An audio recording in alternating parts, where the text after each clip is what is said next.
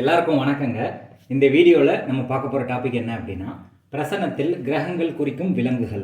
அதாவது நீங்கள் பிரசனம் பார்க்குறோம், எந்த விலங்குனால ஆபத்து வருது, அல்லது இப்போ இந்த பிரசனம் எதுக்கு மெயினாக பார்ப்போம் அப்படின்னா, இப்போ ஒரு கோயிலுக்கு போகிறோம், ஒரு கோயில் பிரசனத்தை நம்ம போய் பார்க்குறோம் அப்படின்னு வச்சுக்கோங்களேன். பழைய கோயிலில் பார்த்தீங்கன்னா எந்த இடத்துல எந்த சிலை இருக்குது, எந்த வடிவத்தில் இருக்குது. இப்போ உதாரணத்துக்கு மாடு இருக்கலாம், ஆடு சிலை இருக்கலாம், குதிரை சிலை இருக்கலாம், ஒரு எலி சிலை இருக்கலாம், ஒரு யானை சம்மந்தப்பட்ட சிலை இருக்கலாம். அந்த இடத்துல எந்த சிலை எந்த வடிவத்தில் இருக்குது அப்படின்னு கண்டுபிடிக்கிறதுக்கு, கோயில் பிரசனத்துக்கு கண்டுபிடிக்கிறதுக்கு இந்த விஷயங்கள் யூஸ் ஆகும். அதே மாதிரி உங்களுக்கு எந்த விலங்குனால நல்லதோ ஆபத்தோ வருது அப்படிங்கிறதையும் இந்த பிரசனத்தை வச்சு நம்ம கண்டுபிடிக்க முடியும். ஆனால் ஒவ்வொரு கிரகமும் எந்தெந்த விலங்குகளை குறிக்குது அப்படிங்கிறத இந்த பிரசனம் மூலிமா நம்ம பார்ப்போம். இப்போ கிரகங்கள் குறிக்கும் விலங்குகளை பற்றி பார்க்க போகிறோம் பிரசனத்தில்.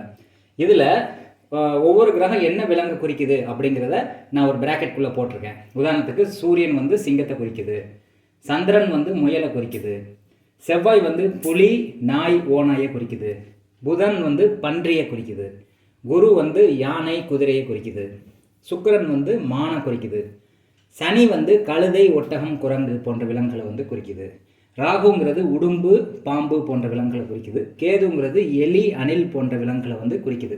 இது கிரகங்கள் குறிக்கக்கூடிய விலங்குகள் பொதுவாக. இப்போ இந்த கிரகங்கள் ஒரு குறிப்பிட்ட ராசிகளில் இருக்கும்போது அந்த விலங்குகள் மாறுபடுது. இப்போ உதாரணத்துக்கு பார்த்தீங்கன்னா மேசம், ரிஷபம், சிம்மம், தனுசு, இந்த 4 ராசிகளை என்ன சொல்கிறாங்க அப்படின்னா 4 கால் ராசிகள் அப்படின்னு சொல்கிறாங்க. அப்போ விலங்குகள் 4 கால் இருக்கிறதுனால விலங்குகள் இருக்கக்கூடிய ராசிகளை இந்த 4 ராசிகளை தான் நம்ம எடுத்துக்கணும். விலங்குகளை பற்றி நீங்கள் சொல்கிறீங்க அப்படின்னா இந்த 4 ராசிகளில் கிரகங்கள் இருக்கும்போது என்ன விலங்கு குறிக்குது அப்படின்னு தான் நம்ம பார்க்க போகிறோம்.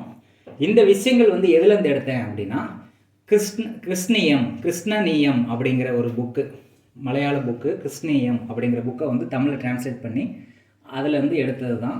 இது பிரசனத்தில் கொடுக்கப்பட்ட விஷயங்கள். இது ஜாதகத்தை வச்சு நீங்கள் கண்டுபிடிக்க முடியாது. ஒருத்தவங்க பிரசனம் கேட்குறாங்க அப்படின்னா அந்த கேட்ட டைமில் இந்த பிளானட்ஸ் எந்த ராசியில் இருக்குதோ அதை பொறுத்து அந்த விலங்குகளை நம்ம கண்டுபிடிக்கணும். இந்த பிரசன முறை எதுக்கு யூஸ் ஆகும் அப்படின்னா, கோயிலில் ஒரு கிரகம், ஒரு விலங்கு இருக்குது, ஒரு விலங்கினுடைய சிலை இருக்குது அப்படிங்கிறத கண்டுபிடிக்கிறதுக்கு இது யூஸ் ஆகுது. அதுபோக எந்த விலங்குனால உங்களுக்கு ஆபத்தோ நல்லதோ நடக்குதுங்கிறதையும் இதை வச்சு கண்டுபிடிக்கலாம். 2 விஷயங்களுக்கு இது யூஸ் ஆகுது. இப்போ சூரியன் மேசத்துலேயோ சிம்மத்திலையோ இருக்கிற பட்சத்தில் அது சிங்கம் அப்படின்னு குறிப்பிடப்பட்டிருக்கு. ரிஷபத்தில் இருக்கும்போது மானா குறிப்பிடப்பட்டிருக்கு. தனுசில் இருக்கும்போது யானையாக குறிப்பிடப்பட்டிருக்கு. சூரியன் நார்மலாக சிங்கத்தை குறிக்கும். அதுவே சூரியன் தனுசு ராசியில் இருந்தால் அது யானையாக நம்ம எடுத்துக்கணும். அப்போ இந்த 4 ராசிகளில் ஒவ்வொரு கிரகம் இருக்கும்போதும் அந்த விலங்குகள் தன்மை மாறுது. ஆனால் பொதுவாக ஒவ்வொரு கிரகமும் ஒரு விலங்கை குறிக்குது. அதை தான் நான் பிராக்கெட்டில் போட்டிருக்கேன். ஆனால் ஒவ்வொரு ராசியில் நிற்கும்போது அந்த விலங்குகள் மாறுது. அப்போ சூரியன் மேசத்துலேயோ சிம்மத்திலையோ சிங்கத்தை குறிக்குது. ரிஷப ராசியில் இருக்கும்போது மானை குறிக்குது. தனுசு ராசியில் இருக்கும்போது யானையை குறிக்குது.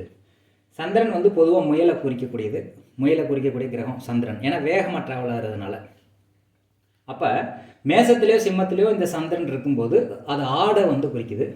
ரிஷபத்தில் இருக்கும்போது பசுவையும் காளையையும் குறிக்குது. தனுசில் இருக்கும்போது குதிரையை குறிக்குது.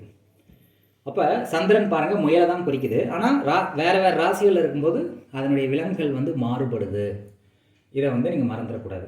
இது கோயில் பிரசனத்துக்கு யூஸ் ஆகும். ஒரு கோயில் பழங்கால கோயில் இடிச்சிருக்காங்க அப்படின்னா பழைய கோயிலில் எந்த இடத்துல ஒரு குதிரை சிலை இருக்குது அப்படின்னு கண்டுபிடிக்கிறதுக்கு இந்த மாதிரி விஷயங்கள் தெரிஞ்சிருக்கணும். அதை உங்களுக்கு புரிய வைக்கிறதுக்கு தான் இந்த வீடியோ. இது ரொம்ப நுட்பமான வீடியோ. இது கோயில் பிரசனத்தில் பார்க்கக்கூடிய ஒரு விஷயங்கள்.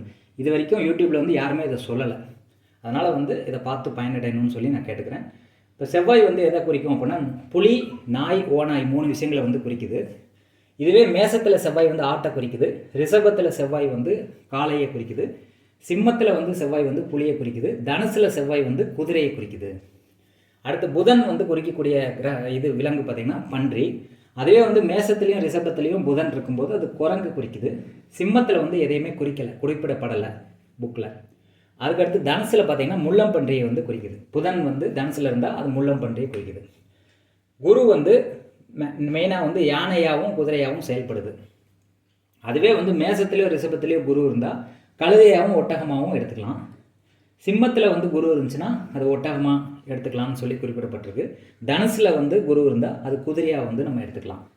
சுக்கிரன் வந்து மானை குறிக்கக்கூடிய கிரகம். மேசத்துலேயும் சிம்மத்துலேயும் சுக்கிரன் இருக்க பட்சத்தில் அது யானையையும் கழுதையையும் குறிக்குது. ரிஷபத்தில் இருக்கும்போது மானை குறிக்குது. தனுசில் வந்து சுக்கிரன் இருக்கும்போது குதிரையை வந்து குறிக்குது. சனி வந்து மெயினாக எதை குறிக்குது அப்படின்னா ஒட்டகம், கழுதை, குரங்கு 3 விலங்குகளை குறிக்குது.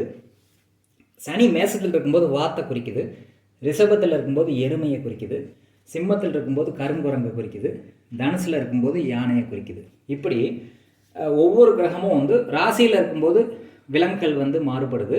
அதுவே வந்து தனியாக இருக்கும்போது விலங்குகள் வந்து மாறுபடுது. அதனால தான் இதை போட்டிருக்கேன். ஏன் இந்த குறிப்பிட்ட 4 ராசிகளில் வந்து இதை நான் குறிப்பிட்டிருக்கேன் அப்படின்னா, இந்த 4 கால் ராசிகள் விலங்குகளை குறிக்கக்கூடிய ராசிகள் தான் இது. அதனால தான் வந்து இந்த குறிப்பிட்ட ராசிகளில் இந்த கிரகங்கள் இருக்கும்போது எப்படி வந்து விலங்குகளாக மாறுது அப்படிங்கிறத நான் போட்டிருக்கேன். இப்போ பொதுவாக வந்து ஒரு கிரக சேர்க்கை ஏற்படுதுன்னு வச்சுக்கோங்களேன். இப்போ உதாரணத்துக்கு சூரியன், சந்திரன் சேர்ந்துருக்குது அப்படின்னா இது வந்து முயல், சிங்கம் அப்படின்னு சொல்லி 2 விலங்குகள் வந்து வருது. இப்போ கோயில் பிரசனத்தில் பார்க்கும்போது முயல் இருக்கிறதுக்குரிய வாய்ப்புகள் வந்து கம்மி. அப்போ வந்து நீங்கள் சிங்கத்துக்கு வந்து அதிக இம்பார்ட்டன்ஸ் கொடுத்து எடுத்துக்கணும். அதே வந்து எந்த ராசியில் வந்து இந்த காம்பினேஷன் இருக்குதுன்னு பார்த்து அதுக்கேற்ற மாதிரி வந்து யூகிக்க தெரியணும். நிறைய அனலைஸ் பண்ணி யூகிக்க தெரிஞ்சால் இந்த பிரசனம் மூலிமா எந்த சிலை வடிவத்தில் அந்த கடவுள் வந்து இருக்காருங்கிறத உங்களால் கண்டுபிடிக்க முடியும். அல்லது எந்த விலங்குகள் மூலிமா உங்களுக்கு நல்லதோ கெட்டதோ நடக்குங்கிறத இது மூலிமா தெரிஞ்சுக்க முடியும். ராகு கேதுக்கு வந்து இந்த ராசிகள் இதெல்லாம் கிடையாது. அதனால் ராகு வந்து உடும்பையும் பாம்பையும் குறிக்குது. கேது வந்து எலியாகவும் அணிலாகவும் செயல்படுது. அப்போ பிரசனத்தில் ஒவ்வொரு கிரகமும் தனியாக இருக்கும்போது எதை குறிக்குது, ஒவ்வொரு ராசியில் இருக்கும்போதும் அந்த விலங்குகளினுடைய தன்மை வந்து மாறுது அப்படிங்கிறத இந்த பிரசனம் மூலிமா நீங்கள் தெரிஞ்சிருப்பீங்கன்னு நான் நம்புகிறேன். இந்த பதிவு எப்படி இருக்குது அப்படின்னு சொல்லி கமெண்ட் செக்ஷனில் பதிவு பண்ணுங்கள். நன்றி, வணக்கம்.